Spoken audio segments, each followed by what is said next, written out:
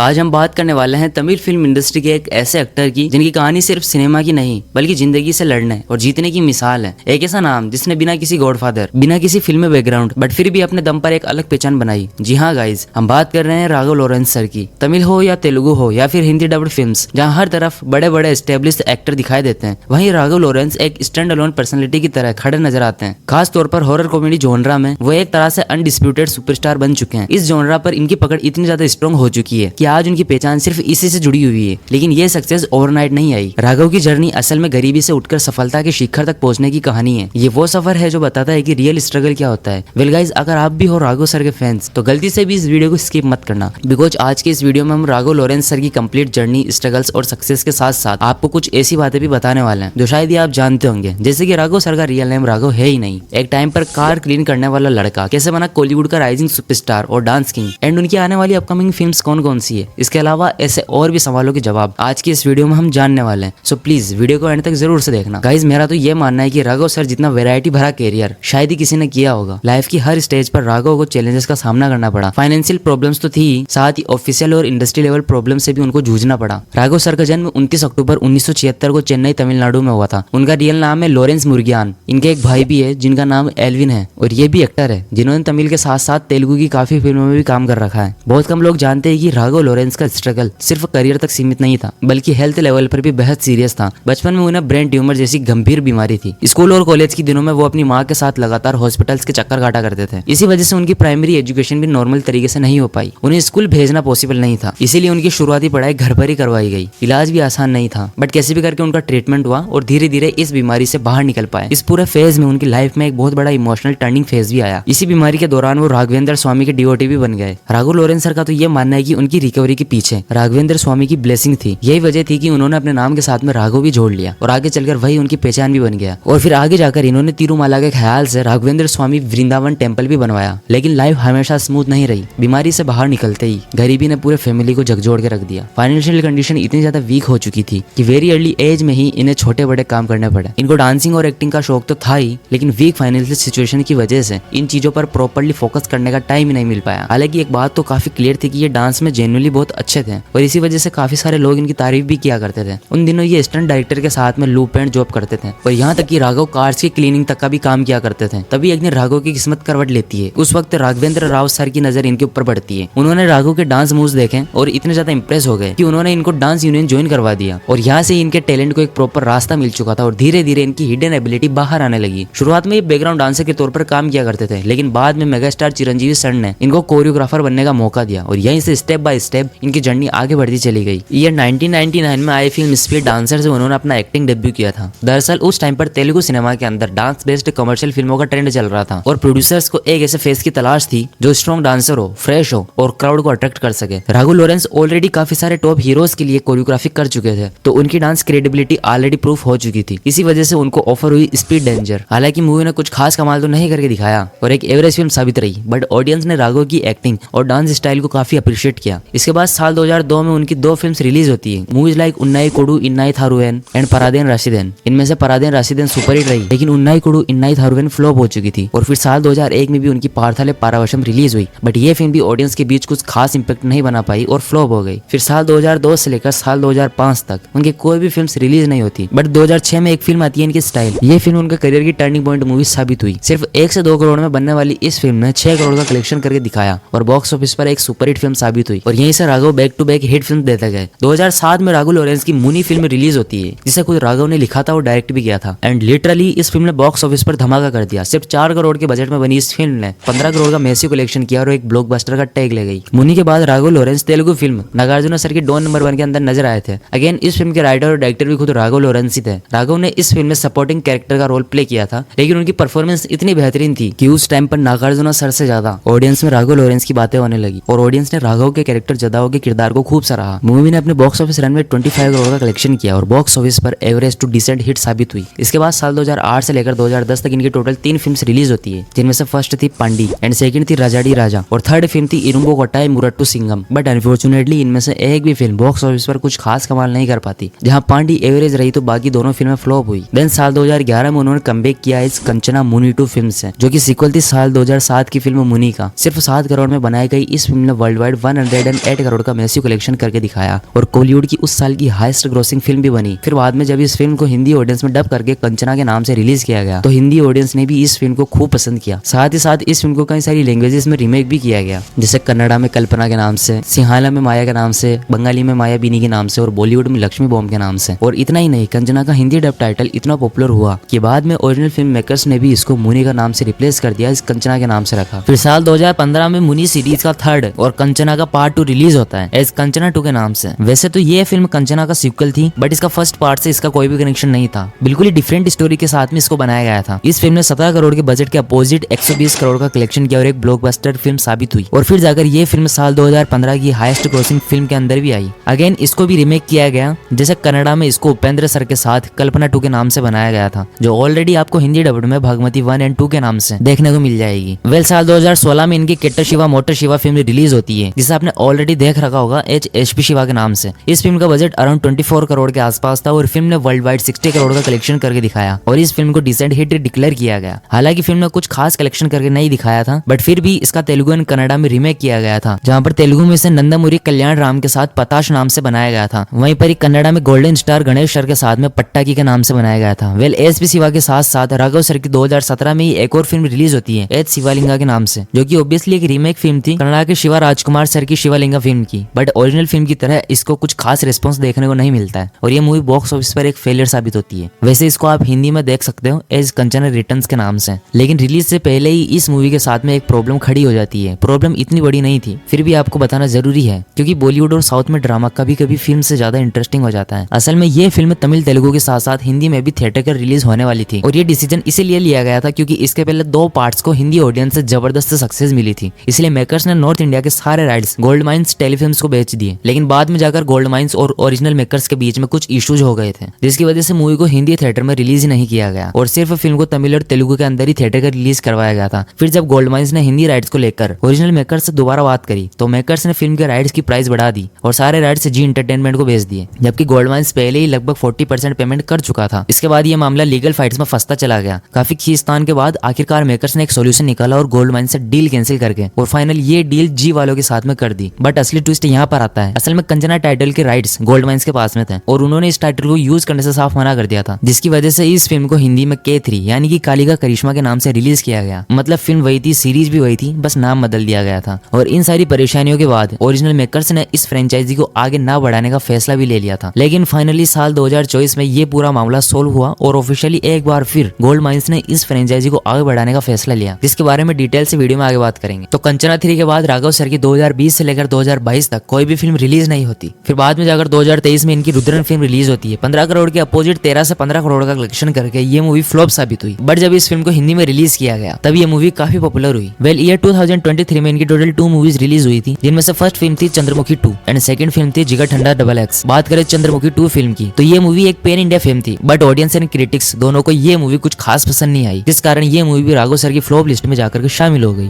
और रही बात जिगर ठंडा XX फिल्म की, तो इस फिल्म में राघव के साथ में एस सूर्या ने काम किया था। 38 करोड़ के अगेंस्ट ये फिल्म 60 से 70 करोड़ का कलेक्शन करके ये मूवी कमर्शियली सक्सेसफुल साबित होती है। सो गाइस, राघव की लास्ट रिलीज फिल्म जिगर ठंडा XX ही है। आई मीन इसके बाद अभी तक राघव सर की एक भी फिल्म रिलीज नहीं हुई। सो गाइस, ये थी राघव सर की अब तक की जर्नी। दोस्तों, राघव लॉरेंस एक ऐसे वर्सटाइल एक्टर हैं जो कि सक्सेस पाने के बाद भी हमेशा से पूरी तरह डाउन टू अर्थ नेचर के इंसान रहे हैं। वो एक सिंपल लाइफ जीना पसंद करते हैं, फालतू कंट्रोवर्सी से हमेशा दूर रहते हैं और सिर्फ अपने काम पर फोकस करते हैं। राघव लॉरेंस एक साफ दिल के इंसान है और लोगों की मदद करना उनकी आदतों में शामिल है। जनरली वो अपने सोशल वर्क्स को पब्लिक से छुपा कर रखते हैं, लेकिन 16 नवंबर 2017 को उन्होंने खुद एक ट्वीट के जरिए ये बताया था कि शिवानी नाम की 1 साल की बच्ची की open heart surgery successful complete हुई है। उन्होंने ये भी बताया कि तब तक उनके ट्रस्ट की तरफ से 141 ओपन हार्ट सर्जरीज करवाई जा चुकी है। ये कोई पब्लिसिटी पाने या अपने PR के कहने पर नहीं, बल्कि ये सब कुछ उन्होंने इसलिए कहा था कि कुछ गरीब परिवार ऐसे होते हैं जिनकी प्रॉब्लम्स के बारे में या फिर उनके साथ हेल्थ इश्यूज के बारे में राघव सर या उनके ट्रस्ट को पता नहीं होता, और फिर उन्हीं जरूरतमंद लोगों को इन जैसे ट्रस्ट के बारे में पता नहीं होता, जिसके कारण राघव सर ने साफ कहा कि जो भी जरूरतमंद है वो उनके ट्रस्ट से कांटेक्ट कर सकते हैं। ये डेफिनेटली एक बहुत बड़ी अनाउंसमेंट थी, क्योंकि नॉर्मली राघव लॉरेंस चुपचाप डोनेशन करते हैं बिना किसी पब्लिसिटी के। कोविड के टाइम पर भी उन्होंने अपनी मूवीज चंद्रमुखी 2 के अनाउंसमेंट के दौरान लगभग 3 करोड़ रुपयों का डोनेशन किया था। तो इस डोनेशन में शामिल था like 50 lakh PM care fund में, 50 lakh Tamil Nadu CM relief fund में, 50 लाख कोविड रिलीफ पर्पजेस के लिए और 50 लाख डांसर्स यूनियन को, 25 लाख फिजिकली चैलेंज्ड बच्चों के लिए और 75 लाख दिल्ली वर्कर्स के लिए। और इसी के अलावा केरला फ्लड के दौरान भी उन्होंने लगभग 1 करोड़ रुपए का डोनेशन किया था। और साल 2017 के जल्लीकट्टू बैन प्रोटेस्ट के टाइम पर राघु लॉरेंस ने ओपनली जल्लीकट्टू को सपोर्ट किया, प्रोटेस्टर्स को खाना पानी और बेसिक नीड्स प्रोवाइड करवाई और लास्ट एंड मोमेंट तक उनके साथ खड़े रहने का राघु ने वादा भी किया था। अब अगर राघु का मैरिटल स्टेटस की बात करें तो मैं आपको बता देता हूँ कि उनकी वाइफ का नाम लता है। दोस्तों ये शादी ज्यादा लाइमलाइट में नहीं रही क्योंकि राघव हमेशा अपनी पर्सनल लाइफ को प्राइवेट रखना पसंद करते हैं। और इनकी एक बेटी भी है जिनका नाम है राघवी लॉरेंस। राघव लॉरेंस अक्सर अपनी बेटी को अपनी बिगेस्ट स्ट्रेंथ और ब्लेसिंग मानते हैं और फैमिली के मामले में हमेशा लो प्रोफाइल रहना पसंद करते हैं। सो फाइनली अब बात करते हैं राघव लॉरेंस सर की अपकमिंग मूवीज के बारे में। तो देखो जब भी हमारे सामने राघव सर का नाम आता है ना तो लोग अभी भी उनको सिर्फ कंचना के हॉरर कॉमेडी जोन में फिट कर देते हैं। बट 2025-2026 के बाद में राघव का जो फेज आने वाला है वो उनकी इमेज को कम्प्लीटली रीडिफाइन करने वाला है। इस बार सिर्फ घोस्ट नहीं बल्कि गोड्स, गैंगस्टर्स, गन्स और गुस्साज सब कुछ एक साथ आने वाला है। सबसे पहले बात करते हैं काला भैरवा फिल्म की जो राघव लॉरेंस की 25th माइलस्टोन फिल्म है। इस फिल्म को डायरेक्ट कर रहे हैं रमेश वर्मा जो तेलुगु एक्शन सिनेमा में अपनी सॉलिड मास प्रेजेंटेशन के लिए जाने जाते हैं। काला भैरवा एक proper pan India action drama है जो तेलुगु के साथ साथ हिंदी में भी बन रही है। लॉरेंस यहाँ पर फियर्स, रेजफुल और अग्रेसिव कैरेक्टर प्ले करने वाले हैं जिसमें माइथोलॉजी का अंडरटोन होगा। टाइटल ही हिंट देता है कि कैरेक्टर जस्टिस का नहीं बल्कि डिस्ट्रक्शन का सिंबल होगा। इस फिल्म का जॉनरा क्लियरली एक्शन ड्रामा है जहाँ हेवी फाइट्स, इंटेंस इमोशंस और पावरफुल डायलॉग्स होने वाले हैं। स्टार कास्ट में स्ट्रॉन्ग फीमेल लीड और डेंजरस विलन होने की प्लानिंग है और इनके नाम फिल्म के ऑफिशियल अनाउंसमेंट होने के बाद ही रिवील होंगे। फिल्म की रिलीज डेट 2026 के अर्ली या फिर मिड फेज में एक्सपेक्टेड है और ये मूवी राघव लॉरेंस सर के करियर की एक टर्निंग पॉइंट बन सकती है। इसके बाद आती है बेंच जो उनकी सबसे ज्यादा सरप्राइजिंग फिल्म होने वाली है। बेंच को डायरेक्ट कर रहे हैं बकिया राज कन्नन और ये movie officially Lokesh Kanakraj cinematic universe LCU का पार्ट होने वाली है। मतलब ये सेम यूनिवर्स है जहाँ कैथी, विक्रम और लियो एग्जिस्ट करती है। राघव लॉरेंस यहाँ पर कोई कॉमेडी या घोस्ट का कैरेक्टर प्ले नहीं करने वाला है बल्कि एक डार्क, ग्रे शेड और वॉयलेंट क्रिमिनल के रोल में नजर आएंगे। ये फिल्म एक एक्शन क्राइम थ्रिलर जॉनरा की फिल्म होने वाली है। Story underworld network, power struggles और सर्वाइवल के अराउंड घूमेगी। स्टार कास्ट को अभी सीक्रेट रखा गया है बट एक्सपेक्टेशन फिल्म के लिए पैन इंडिया लेवल की है। बेंच की रिलीज डेट 2026 के एंड तक या फिर 2027 के स्टार्ट तक एक्सपेक्टेड की जा रही है और होनेस्टली ये राघव लॉरेंस सर का सबसे रिस्की और मोस्ट एक्साइटिंग प्रोजेक्ट भी है। तो अब बात करते हैं फैंस के सबसे फेवरेट यूनिवर्स की, कंचना 4। हाँ, मुनी यूनिवर्स वापस आ रहा है जिसको आप खुद गोल्ड माइंस हैंडल करने वाले हैं। मतलब कंचना 4 से लेकर उसके आगे के सभी पार्ट्स अब गोल्ड माइंस के बैनर के तले ही बनाए जाएंगे जो कि आगे चल के एक पूरा हॉरर कॉमेडी यूनिवर्स बनने वाला है। बट पिछले पार्ट की तरह सिर्फ कॉमेडी ही नहीं बल्कि इस बार थोड़ा सा डार्कर और इमोशनल फॉर्म में। और कंचना 4 को खुद राघव लॉरेंस डायरेक्ट भी करेंगे और एक्ट भी करेंगे। जॉनर रहेगा इस फिल्म का हॉरर कॉमेडी जॉनरा, लेकिन सिर्फ कॉमेडी के लिए नहीं। राघव खुद बोल चुके हैं कि इस पार्ट में स्ट्रॉन्ग इमोशंस और सोशल मैसेज आने वाला है। स्टोरी डिटेल्स अभी लॉक में, बट ये बात तो पक्की है कि ये मूवी सिर्फ लाफ नहीं देगी बल्कि ऑडियंस को फील भी करवाएगी। स्टार कास्ट में नए एक्टर्स के साथ फेमिलियर फेसेस भी हो सकते हैं। फिल्म की एक्सपेक्टेड रिलीज डेट 2026 के एंड या फिर 2027 के फर्स्ट क्वार्टर में बताई जा रही है। इसके अलावा एक और प्रोजेक्ट है जिसे इनसाइडर्स हंटर के नाम से भी रेफर कर रहे हैं। ये फिल्म राघव की हार्डकोर फैंस के लिए होने वाली है। नो हॉरर, नो कॉमेडी, सिर्फ रॉ, रियलिस्टिक और वॉयलेंट एक्शन। हंटर फिल्म एक एक्शन थ्रिलर फिल्म होगी जहाँ पर लॉरेंस एक ऐसे कैरेक्टर में दिखेंगे जो सिस्टम से लड़ता है और खुद जस्टिस का हंटर बन जाता है। डायरेक्टर और स्टार कास्ट अभी ऑफिशियली अनाउंसमेंट नहीं हुई है लेकिन ये फिल्म 2027 के बाद रिलीज हो सकती है। ओवरऑल अगर देखा जाए तो 2026 और उसके बाद में राघव लॉरेंस का रोड मैप क्रिस्टल क्लियर है। काला भैरवा से मास एक्शन डोमिनेंस, बेंच से LCU और पैन इंडिया रिकॉग्नाइजेशन और कंचना 4 से इमोशनल नॉस्टैल्जिया कमबैक। ये फेज सिर्फ कमबैक नहीं बल्कि राघव का करियर पीक एरा होने वाला है। अब तुम लोग मुझे कमेंट में बताओ कि आप लोग किस फिल्म के लिए सबसे ज्यादा हाइप्ड हो, काला भैरवा, बेंच या कंचना 4। और हाँ, ऐसे फुल रिसर्च बेस्ड स्क्रिप्ट के लिए चैनल को फॉलो करना मत भूलना। सो गाइस, ये था हमारा राघव लॉरेंस सर के ऊपर एक डिटेल एंड डेडिकेटेड वीडियो। वैसे आपको हमारा वीडियो कैसा लगा कमेंट करके जरूर बताना और अगर वीडियो पसंद आया हो तो प्लीज एक लाइक जरूर से कर देना। तो इस बार हम 1K लाइक्स का टारगेट रखते हैं तो प्लीज कंप्लीट करवा देना, लाज बचा देना आपके भाई की। एंड नेक्स्ट वीडियो कौन से एक्टर या डायरेक्टर के ऊपर चाहिए वो भी हमारे को कमेंट के अंदर जरूर से बता के जाना। क्या पता अगली वीडियो आपके फेवरेट एक्टर डायरेक्टर की निकल जाए। और हाँ, चैनल के ऊपर नए हो तो हमारे इस चैनल पर आपको ऐसे ही कई सारे एक्टर्स और डायरेक्टर्स के ऊपर वीडियोस देखने को मिल जाएगी। सो उनको एक बार जरूर से चेकआउट कर लेना और अगर वीडियो पसंद आ जाए तब तो तुम्हारे को सब्सक्राइब करना ही पड़ेगा। तो हाँ, मैं मिलता हूँ आपको 1K लाइक्स कंप्लीट होते ही ऐसे ही धमाकेदार वीडियो के साथ। तब तक के लिए take care and bye bye.